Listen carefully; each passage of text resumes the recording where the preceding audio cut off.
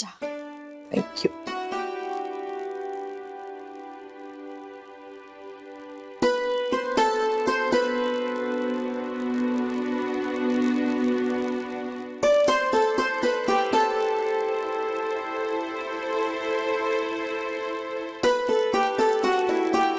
बोला, काय सांगायचंय?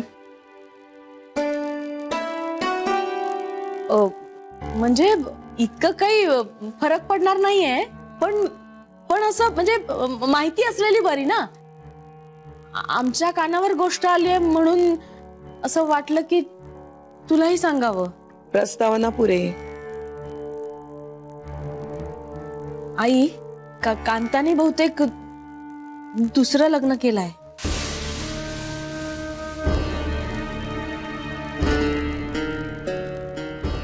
काय? हो म्हणजे आई, अगं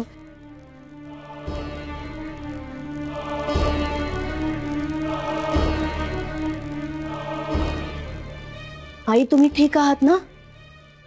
तुम्हाला कसं कळलं?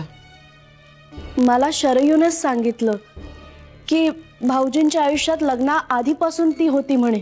काय? हो, तिच्यामुळे संसाराची वाट लागली असं काहीतरी म्हणत होती. म्हणजे शरयूनी हेही ऍक्सेप्ट केलंय तर? म्हणजे तिच्याशी या विषयावर सविस्तर बोलणं नाही झालं माझं, पण ती जे बोलत होती त्यावरून कळलं मला. नक्की शरयू असंच म्हणाली? म्हणजे ती सारखं सारखं तेच म्हणत होती, माझी सवत माझी सवत. मी काहीच बोलू शकले नाही हो, एकदम सुन्न व्हायला झालं मला. आणि मग विचारायला गेले तर तेवढ्यात ती निघून गेली होती. नाही, माझा विश्वास नाही बसत आहे यावर. हो, माझाही विश्वास नव्हता बसत आधी, पण ती पुन्हा पुन्हा हेच म्हणत होती. ती जर आयुष्यात होती तर माझ्याशी लग्नच का केलं, अशा अर्थाचं काहीतरी.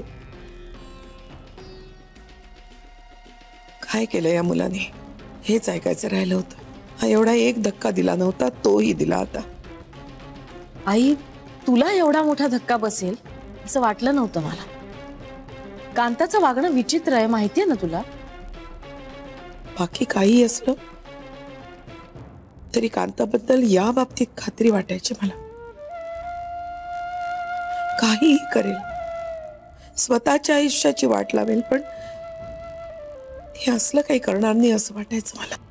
आई, कांताच्या बाबतीत कुठलीही गोष्ट छाती ठोकपणे बोलता येते का आपल्याला? मे बी जन्माला आल्यापासून बायकांची चांगलं वागा असं कानी कपाळी ओरडत आले मी यांच्या. काय करणार, कोण कसं वागतं याचा भरोसाच देता येत नाही.